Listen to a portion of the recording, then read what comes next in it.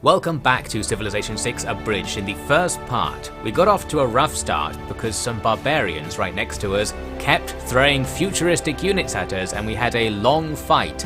Over 100 turns later, we managed to survive, put out an army that somewhat matched the enemy, and they were weakened by becoming a city-state that couldn't draw units from the future. So we've now defeated that one town, but we're very likely quite far behind the other players. We're moving on now to a few turns after the end of that war, where I'm starting another one. We need to conquer some stuff with this army to make up for the fact we spent so much of our production building it. So here we go against Yerevan, the other city-state that's right next to us, on a nice strategic choke point as well. No units to be seen, but they do have some stuff hanging about in the sea. That doesn't last very long. I think that was some catapults or something we just killed right there. After that, all we need to do is gradually pound away at the town. The town is pounding back with its ranged attack, but there I took advantage of the fact you can level up a unit to get some of its health back, a cheeky way to heal on the front lines. So yes, our catapult will gradually reduce their defences and the crossbows will do that a little bit as well. The terrain, very unfavourable for an attack, so it's going to take a long time to do this. They came at us with some more catapults, I think, in the other sea on the other side. Not sure why they have catapults marauding around the world in the sea. Well, they came back and died instantly, that had no impact. They did have a sword unit in the town as well at one point that just got killed. And here we are after just grinding them down. Somebody charges in and captures the town and that's going to be the end of that. A quick victory, no units lost on our side, that's what we like to see. We even got a free builder out of the deal. I should add here that I didn't realise at this stage in the campaign, our war with Jerusalem from last time actually didn't end. Jerusalem is an occupied city, that's what that little symbol next to the word Jerusalem means. I was aware that it had that symbol there and it was considered occupied, but I just thought it would go away. Turns out that's not the case and we'll get to that later. Essentially, we're still at war with them, they still have something somewhere. I need to negotiate a peace deal with that something to end the war and stop the city being occupied. While it's occupied, it can't gain any population, which is crippling in the long term, and it's going to be occupied for a while because I didn't notice or know what to do. So there you have it, just explaining that for anyone who notices that in the corner. Our Jerusalem capture is extra useless for us at the moment. Luckily, Yerevan isn't in that state.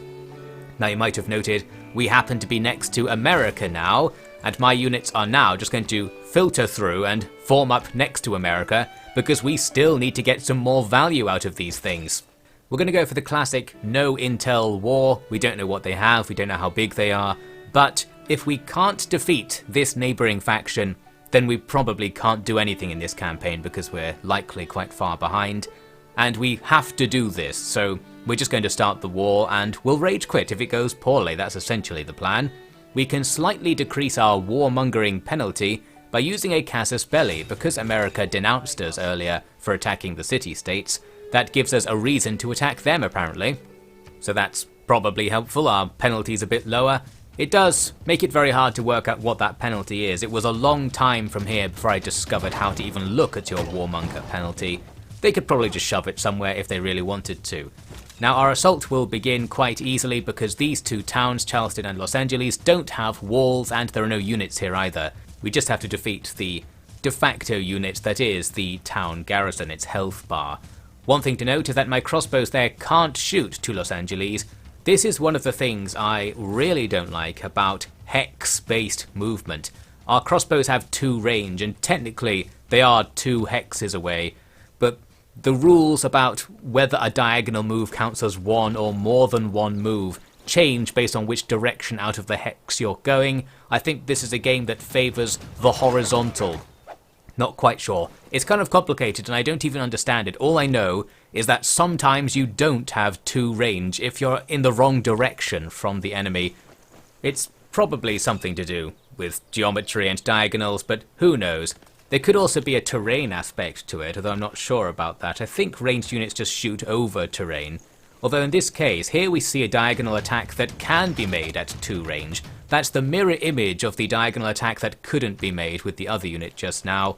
But the other unit is standing behind some hills. Is it taking that into account? I don't know if the ranged projectiles have a movement points calculation on them or anything like that.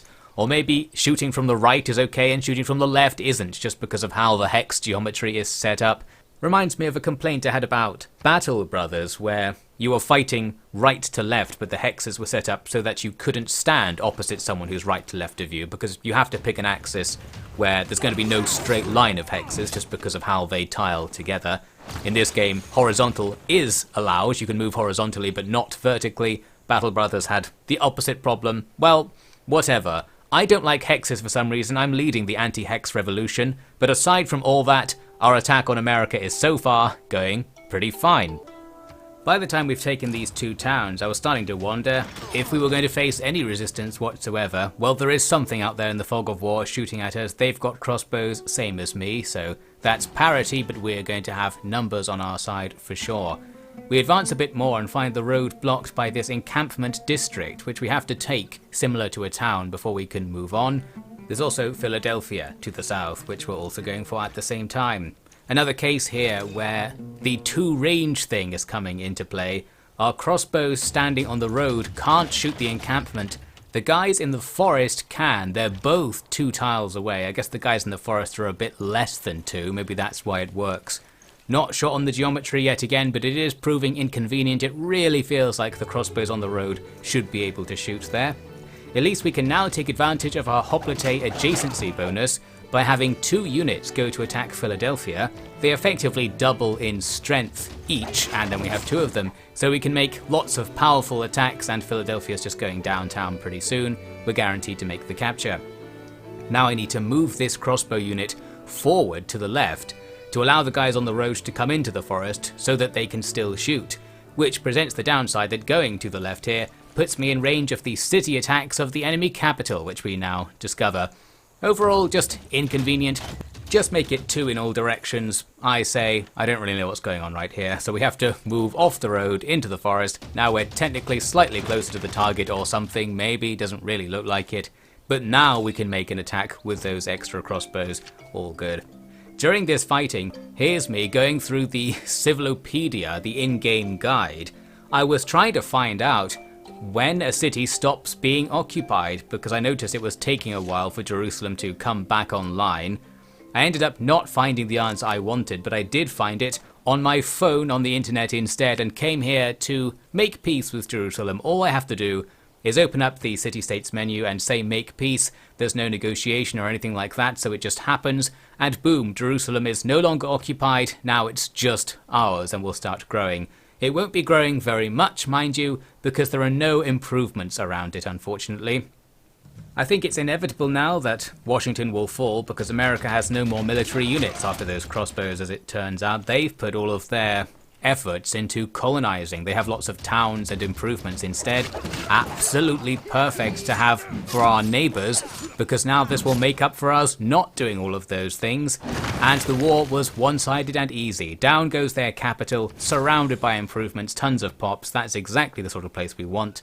Their other places aren't all that special, but it's better than making a settler ourselves, or maybe it is anyway. It does take a few turns to bring a town down, and it costs money in upkeep. Overall, the value of taking a very low-level town, questionable. Might still be better to actually just make it yourself.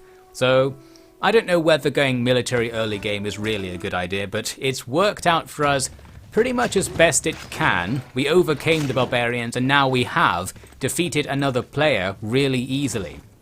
Here he is sadly walking off. We now own the United States of America, thank you very much. Now with America out of the game, we're in a pretty good strategic position because they controlled a lot of the land on the western side of our continent. We can now see the western seas.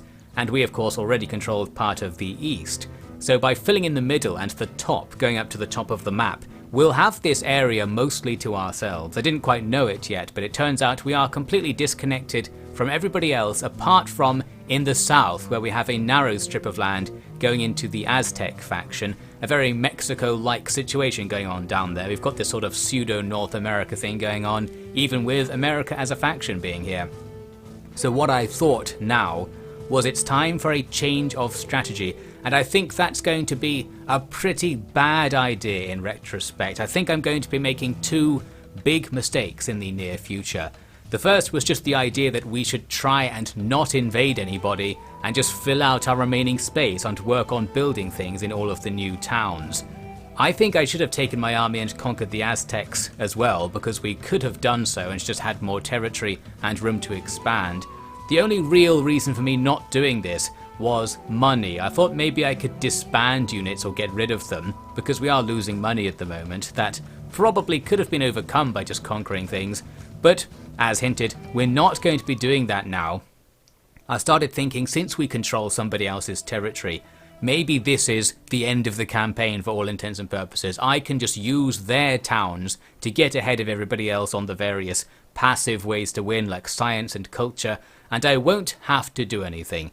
Thanks to there being a scoreboard in the game, we can actually check out what's going on with the other factions now. This was the first time I discovered this.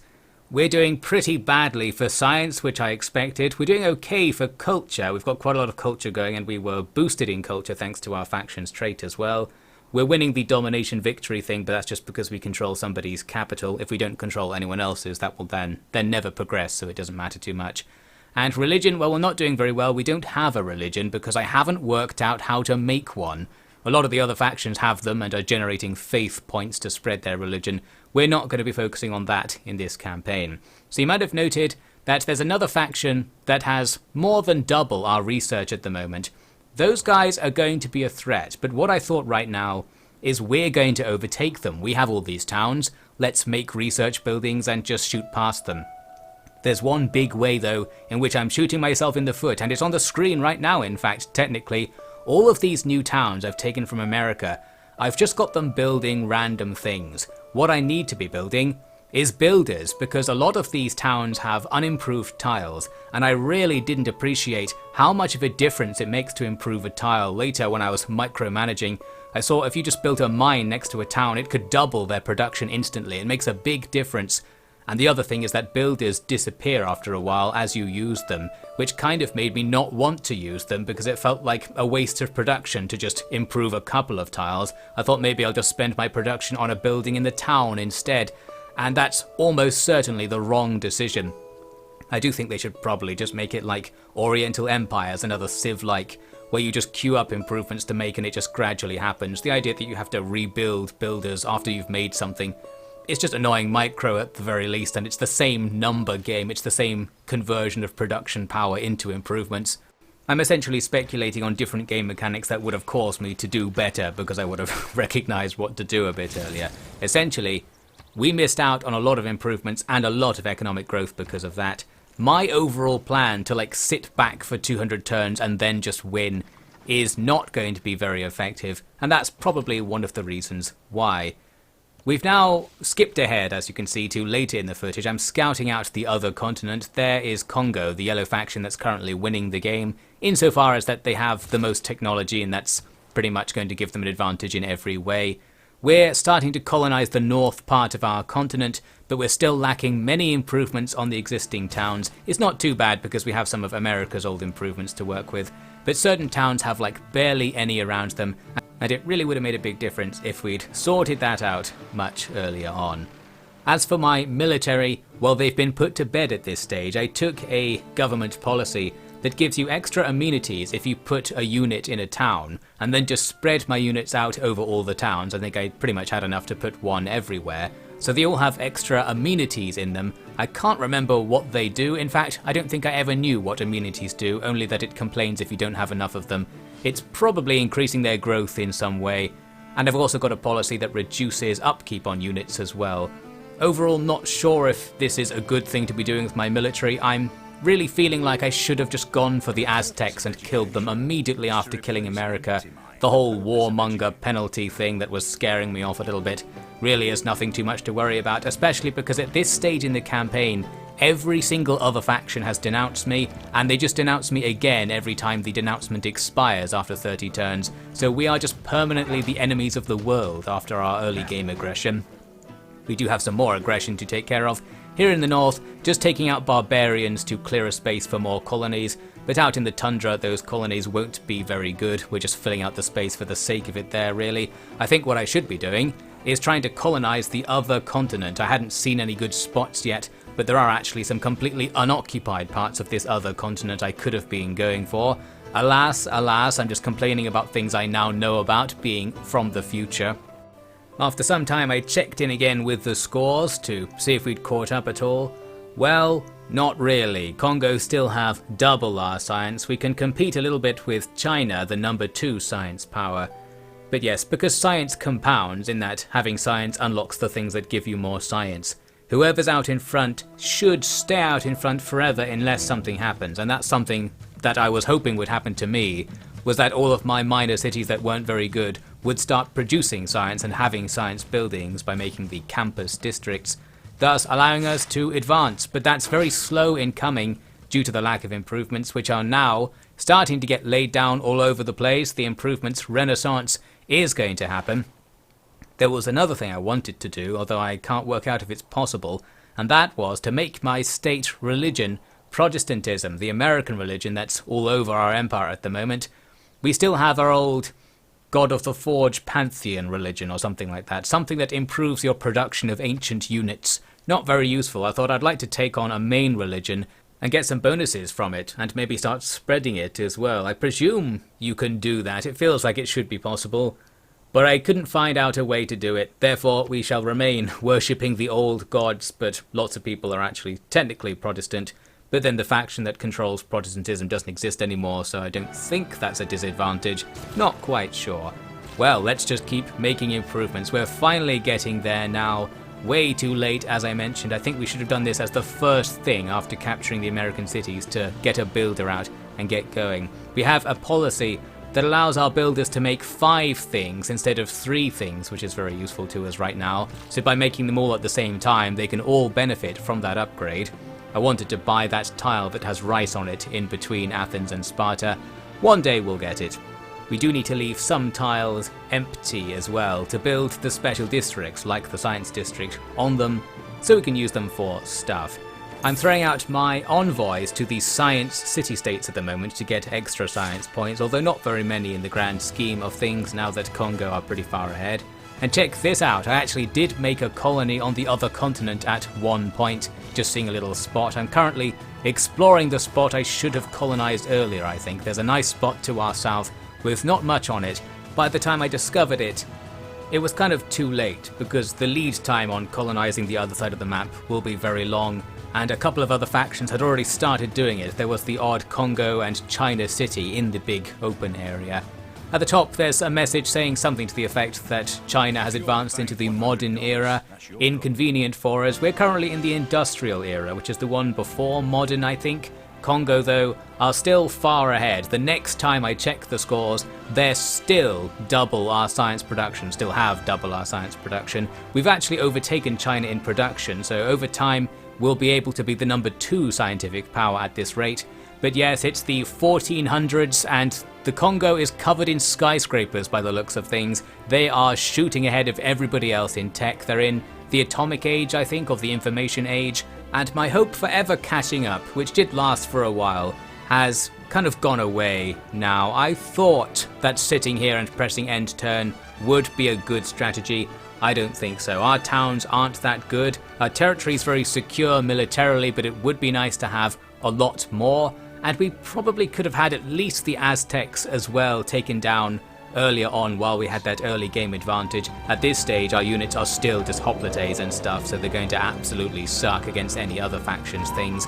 And we don't really have the production to make new units. Well, apparently I have the production to do this. I made the Great Lighthouse Wonder at Yerevan.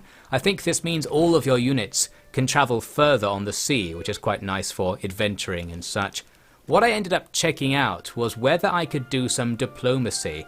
I wanted to try and somehow make an alliance against Congo. I thought if we all attack them, that will disrupt their technological progress and something good might happen.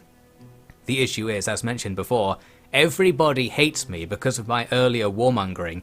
By this stage in the campaign, that's actually quite a long time ago. We've been advancing through the turns real fast. But we've gone through several cycles of being denounced. They just keep denouncing me every time we're not denounced by them because it expires. They really hate us because of that semi-invisible warmonger's penalty, which we don't see anywhere there on the screen, but it is in there somewhere in a tooltip I later discovered. Inconvenient, so there's not much we can do with diplomacy, I think, is the upshot of all that. My next plan was to start a wave of colonization, so I started making settlers in various places. You can see a couple of them on the way there.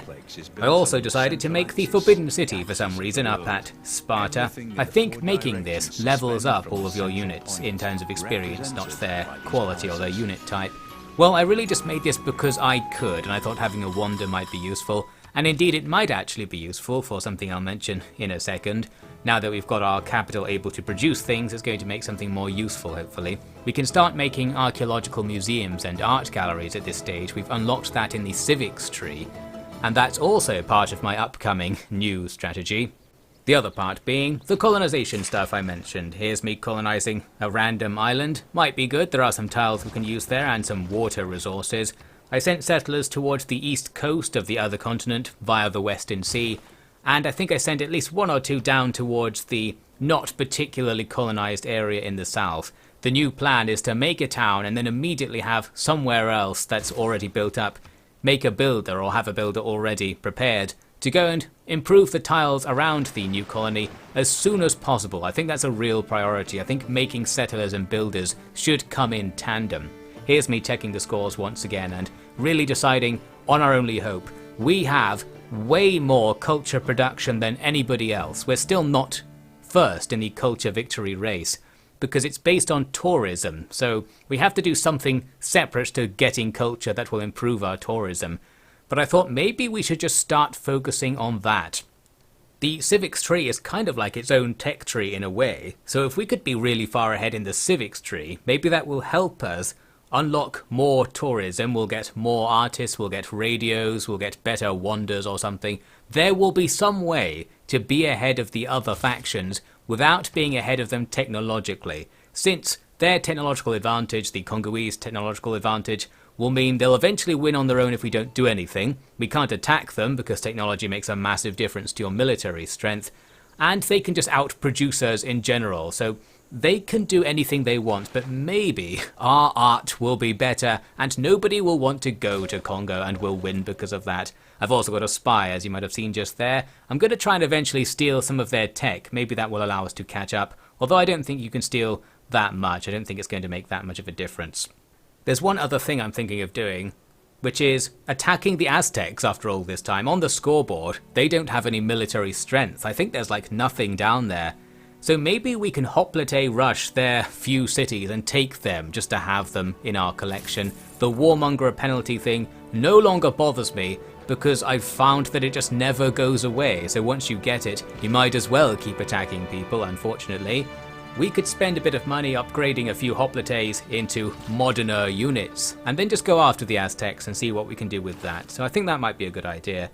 As for my whole civics idea, my culture idea, there is one piece of evidence that it's not going to work, and it's this. On the civics tree, it shows you at the bottom roughly where everybody else is, and despite us blowing everybody away with our culture production, we're actually equal to Congo on the civics tree. Maybe your progress along the civics tree is partially determined by research power or something.